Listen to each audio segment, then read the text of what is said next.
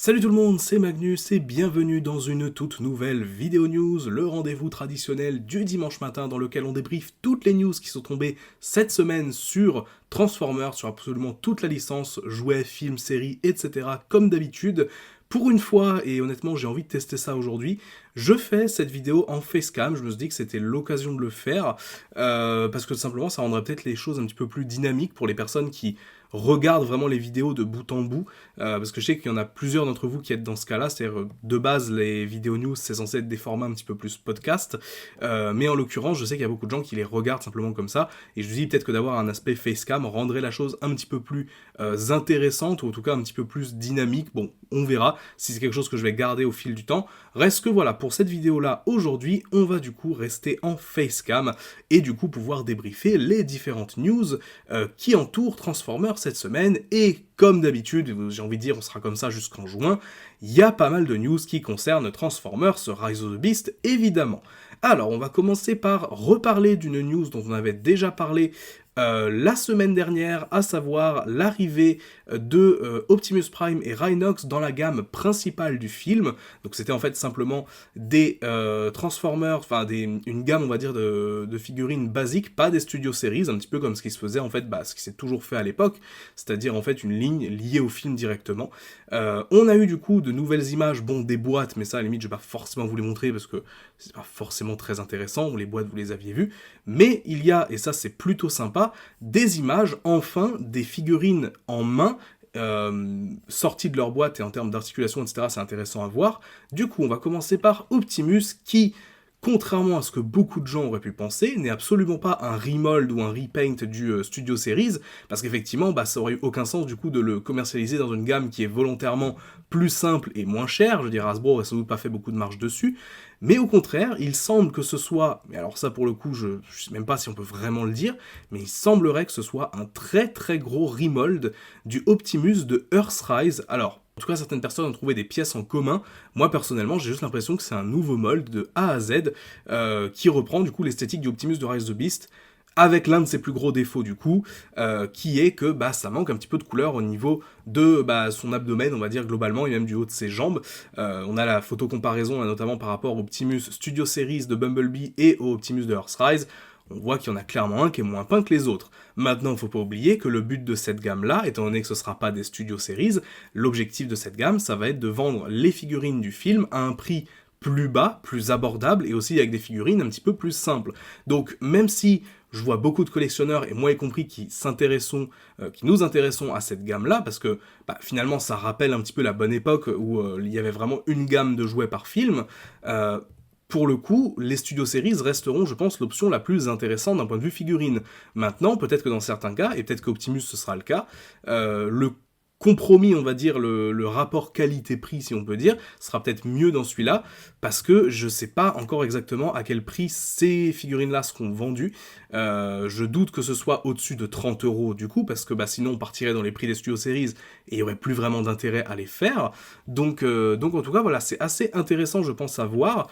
Moi qui m'imaginais pendant un moment que cette gamme ce serait vraiment plus entre guillemets des trucs très gimmicks, très jouets, en fait non, c'est vraiment des mini, entre guillemets, figurines classiques, un petit peu plus simples, avec un peu moins de peinture, un peu moins de détails, certes, mais malgré tout, ça reste des Transformers plutôt sympas, très honnêtement. Que ce soit Optimus ou que ce soit Rhinox, d'ailleurs, Rhinox également qui rend plutôt bien. Les deux, honnêtement, sont plutôt cool.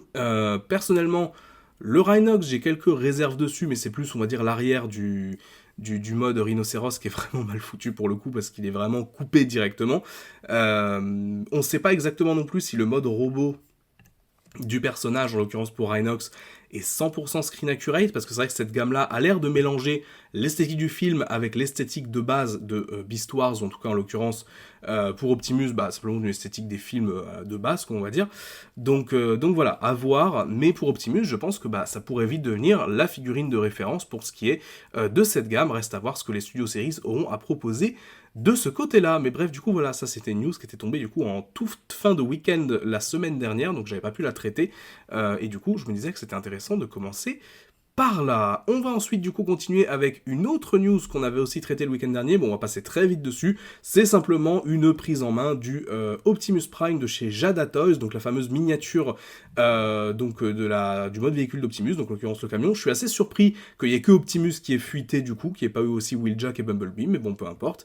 Ça nous montre que du coup en dessous de ces fameuses miniatures, on aura une gravure entre guillemets si on peut dire, du mode robot, donc qui sera du coup un petit peu à la manière de ce qui se faisait à l'époque dans la gamme RPM, il me semble que ça s'appelait, à l'époque de Revenge of the Fallen, mais globalement c'est ce qui se fait avec beaucoup de miniatures Transformers, et on rappelle quand même le mode robot à un endroit, histoire de donner l'impression d'avoir les deux modes, même si en l'occurrence c'est vraiment juste une miniature, il n'y a pas grand chose d'autre à aller chercher à ce niveau. Autres images aussi qui nous sont parvenues via des sites notamment, alors je sais plus si c'est via Amazon ou d'autres sites mais peu importe, des images du coup des boîtes de certains studios series que l'on n'avait pas encore vu, notamment du coup Eraser ou encore Arcee de Rise of the Beast, donc ça du coup ce sera vraiment les studios series, il y en a aussi du coup Cheetor et Bumblebee au passage, donc à ce niveau-là, donc c'est des boîtes qu'on avait pour la plupart déjà vues, donc en l'occurrence on avait déjà vu Battle Trap, donc ça je vous en avais déjà parlé, on va pas revenir dessus, le fameux logo Decepticon qui n'en est pas vraiment un, je pense que c'est juste une erreur des gens qui ont fait le design. Peu importe, pour Bumblebee, on avait vu également, c'est simplement le stock, l'image de base du perso dans le film, encore une fois, on va pas s'attarder dessus. Pour ce qui est des Maximals, on va avoir du coup en l'occurrence Eraser qui a du coup un artwork qui prend quasiment toute la boîte. Bon, c'est un peu le côté l'oiseau avec les ailes dépliées, etc. En soi, why not? Le background qui sera utilisé du coup, parce qu'on rappelle que les studio series ont cette possibilité de mettre un décor à l'arrière. En l'occurrence pour Eraser, eh bien, ce sera la jungle, donc visiblement dans le trailer, c'est l'endroit où Optimus Primal et Optimus Prime se rencontrent, je pense que ce sera le même endroit. Pour ce qui est de Arcee, on va avoir comme fond...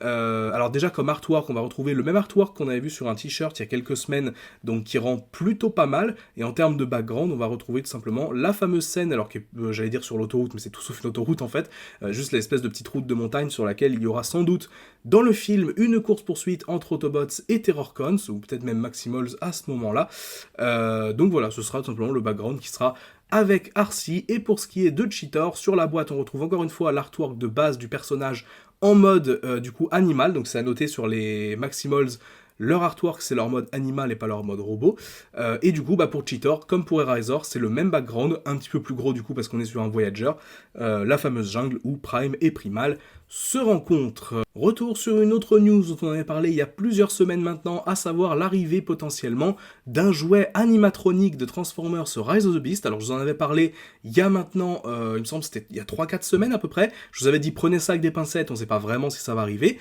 On a maintenant la confirmation, même si c'est pas complètement officiel, qu'on aura bien un jouet en animatronique d'Optimus Primal. Alors j'ai aucune idée de à quoi ce jouet va consister, on n'a aucune image, on a juste les dimensions de la boîte, à savoir 14 cm par 30 par 23, donc une boîte assez grande mais qui n'est pas non plus exceptionnellement grande. La boîte en question pèse 1 kg, ce qui est quand même bon, on va dire raisonnable, mais bref, pas grand chose à dire, honnêtement, c'est toutes les infos qu'on a sur TFW par rapport à ça. Ce qu'on sait par contre, c'est que le jouet en question est déjà dans les stocks de certains magasins, donc on tardera pas à le voir commercialisé. Personnellement, je serais prêt à parier qu'il sera commercialisé d'ici quelques semaines, tout simplement parce qu'on va vraiment rentrer dans la grosse campagne marketing du film, avec notamment quelque chose dont je vous parlerai juste après, mais évidemment ce sera par rapport au trailer sur du Super Bowl qui sera du coup diffusé demain soir. Donc voilà, donc sachez que a priori on va avoir un autre jouet d'Optimus Primal. Animatronique, je suppose, du coup voilà, beaucoup de gens ont fait le lien avec le fameux Optimus Prime qui se transforme tout seul, etc. Je doute que ce soit quelque chose d'aussi complexe et surtout d'aussi cher, parce que c'est quand même une gamme qui se veut être un minimum accessible, donc faudra voir à ce niveau-là.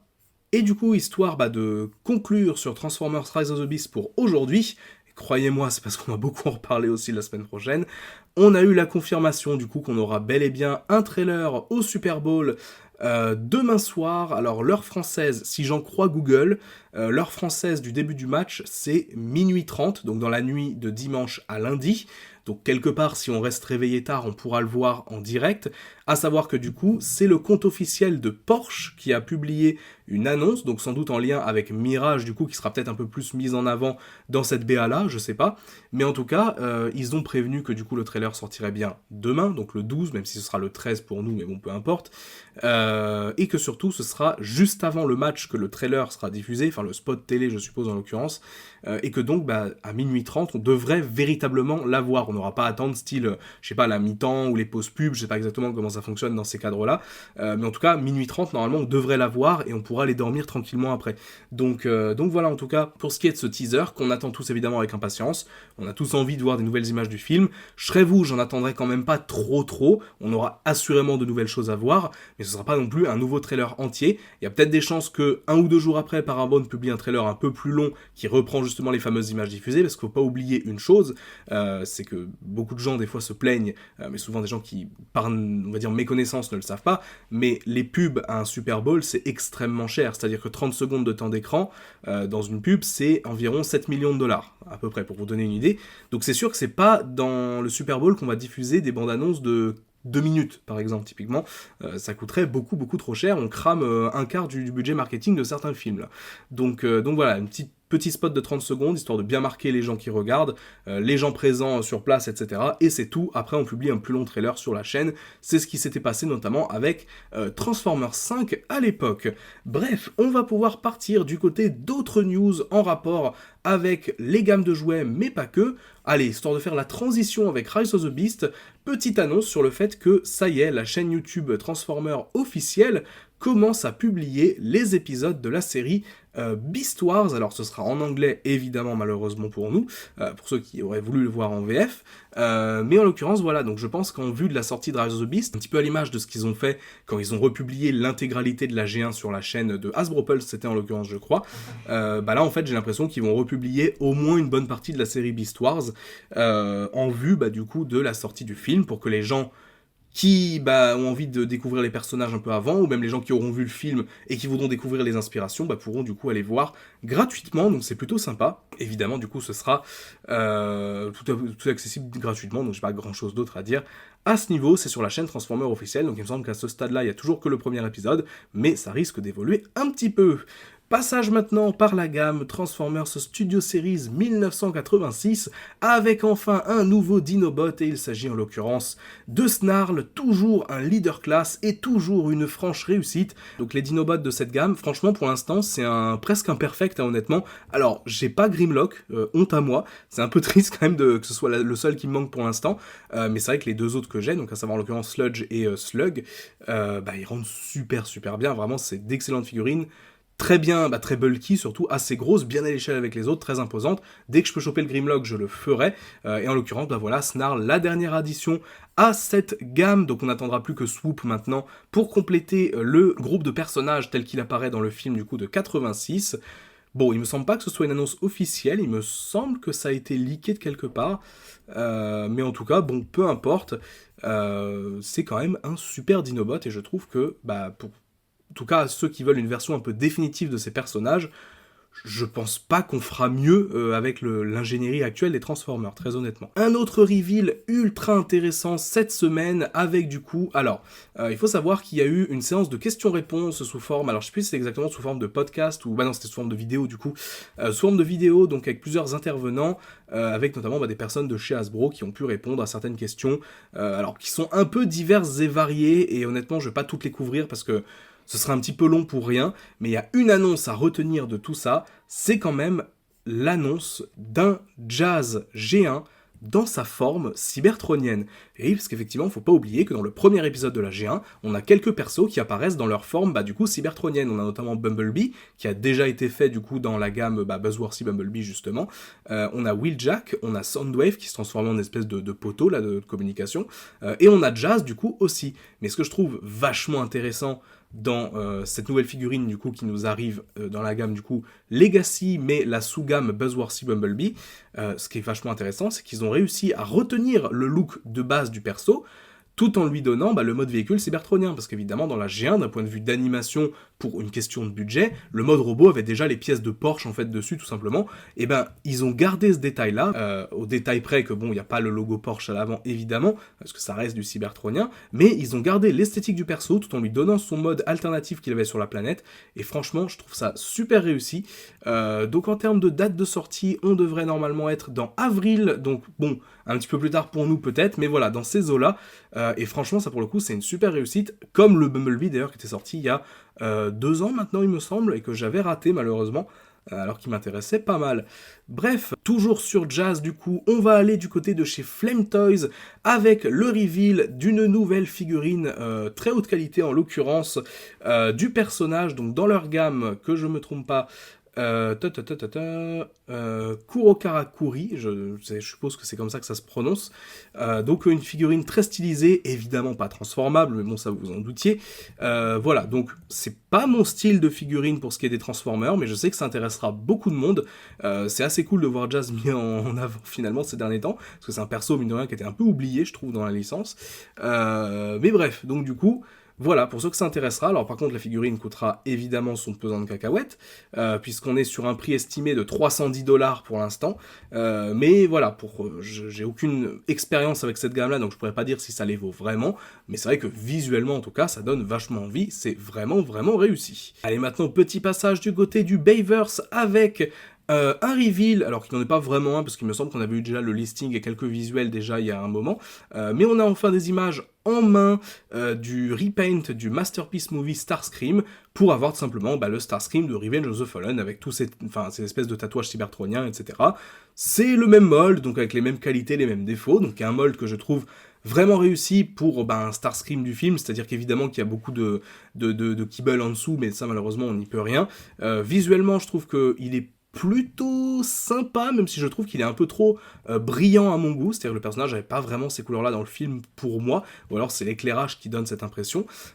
Personnellement, évidemment, je ne pense pas me le procurer, parce que j'ai déjà la version de base, qui est en fait pour le mode avion ma version préférée, mais bon, voilà, pour ceux qui aiment vraiment compléter les gammes Masterpiece Movie, je pense que ça pourra faire plaisir. C'était un repaint facile à faire de toute façon, donc Hasbro ne s'en est évidemment pas privé, donc voilà, donc une officialisation de cette figurine qui du coup devrait arriver sous peu. Je vois pas de date de sortie indiquée, mais je pense que du coup ça ne saurait tarder d'ici quelques mois à mon avis. Et enfin du coup, toujours du côté du Bayverse, on va avoir du coup une nouvelle figurine, encore une fois pas transformable, qui nous arrive de chez du coup le fabricant Trumpeter, donc un modèle kit, donc un modèle kit Smart Kit, c'est comme ça qu'ils appellent ça, parce qu'en fait c'est des petits kits d'une dizaine de centimètres, donc la figurine en l'occurrence fait une dizaine de centimètres, avec 70 pièces à assembler et 27 points d'articulation. Il s'agit en l'occurrence du coup du Bumblebee de The Last Knight. Alors, c'est une toute petite figurine, du coup, 10 cm, voilà. Mais reste que, je trouve que visuellement, il est plutôt sympa. Ça reprend bien, bon, évidemment, le visuel du film et tout, donc... en vrai, why not? Je sais pas du tout, par contre, en termes de prix, à quoi il faut s'attendre. Je sais qu'ils avaient déjà fait, du coup, c'est ce qui est indiqué, des figurines du film Bumblebee notamment, donc à savoir Bumblebee, Blitzwing, Cliffjumper, RC et Soundwave. Donc voilà, il me semble que ça veut dire qu'ils vont s'étendre à, du coup, l'univers du Bayverse, véritablement. Preuve que The Last Knight, on est 6 ans après, on continue d'avoir des produits dérivés dessus, c'est assez fou. Petit passage obligé du côté des Funko Pop avec une news qui ne vous fera sans doute plaisir sur aucun point, à moins que vous ayez déjà précommandé ces trucs-là, à savoir du coup la commercialisation, ou en tout cas pour ceux qui l'ont déjà réservé, de Pop qui étaient basés sur des NFT. Alors le principe était assez simple, il suffisait d'acheter du coup le NFT sur internet, et le jour où la figurine était commercialisée, vous aviez du coup le droit de la voir. Voilà comment ça se passe. Chacune, du coup en l'occurrence, donc on va avoir un Devastator, un Sideswipe, un Rumble, un Hot Rod, un Optimus doré avec la matrice, et un Bumblebee en costume de Freddy Funko. Mais évidemment, du coup, ces Funko-là ne sont pas accessibles à tout le monde, elles sont accessibles seulement aux personnes qui avaient acheté le NFT, c'était il y a plusieurs mois maintenant de mémoire, et du coup, en termes d'édition limitée, on est sur du 999 unités seulement pour Optimus, et 1550 pour les autres. Donc voilà, si vous ne faites pas partie de ces gens-là, vous ne pourrez pas mettre la main dessus, à moins évidemment qu'il y ait de la revente, de l'occasion, etc. Mais en tout cas, officiellement, vous ne pourrez pas mettre la main dessus, et ça ne fait que prouver l'absurdité de tout ce qui est NFT et tout, mais bref, je suis assez salé par rapport à ça. Donc le combo NFT plus Funko Pop, je sais qu'il y en a certains, ça va les faire bondir au plafond. Bref, peu importe... On va finir du coup cette vidéo par une news quand même un petit peu plus réjouissante, à savoir de nouveaux listings de Transformers Legacy pour l'année. Alors encore une fois, c'est pas 2023, mais ce sera 2024. Beaucoup de listings qui nous sont arrivés et qui sont a priori fiables, parce que ça vient de GT Prime 17, le fameux leaker qui nous a toutes les listes en temps normal et qui du coup nous tient informés par rapport à ça. Il y a vraiment beaucoup de choses à dire. Déjà, on va aller du coup des core classes jusqu'au, du coup, a priori, Deluxe, parce qu'il n'y a pas d'autre chose que ça. Mais rien que ça, c'est déjà pas mal. Alors, on commence par les core classes. Premier personnage qui a été leaké, il s'appelle Rock. Alors, qu'est-ce que ça veut dire Rock? J'en ai aucune idée. Est-ce qu'on va avoir un Transformers de The Rock? J'en sais rien. Mais en tout cas, bon, on sait pas vraiment ce que ça veut dire. Le deuxième personnage, c'est un Mégatron Énergon. Alors, ça serait intéressant à deux égards. La première chose, ce serait simplement que ce serait la première figurine d'Energon dans la gamme Legacy, et ce serait plutôt cool. Et deuxièmement, c'est un design que j'aime bien, donc why not? Bon, un peu dommage que ce soit juste du core class si ça se confirme, mais c'est comme ça.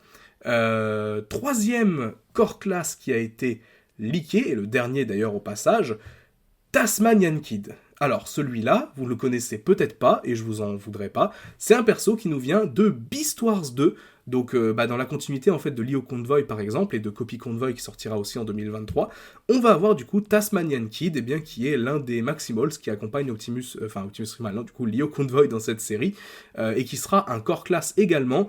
Certains disent que ça pourrait être un gros remold de rattrape de la gamme Kingdom, en soi c'est possible, mais faudra voir comment il sera fait, mais en tout cas rien que d'avoir un jouet de ce perso, c'est historique. Ce qui est encore plus historique, c'est d'avoir de nouveau des jouets de Transformers Animated qui vont continuer à être commercialisés dans cette gamme, avec tout d'abord un Bumblebee Deluxe Class.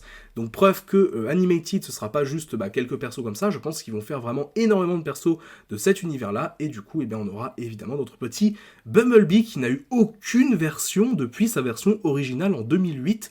Évidemment, il a eu quelques recolos jusqu'en 2010 à peu près, mais c'est tout. Depuis la gamme Animated, on n'a eu aucune version de ce personnage.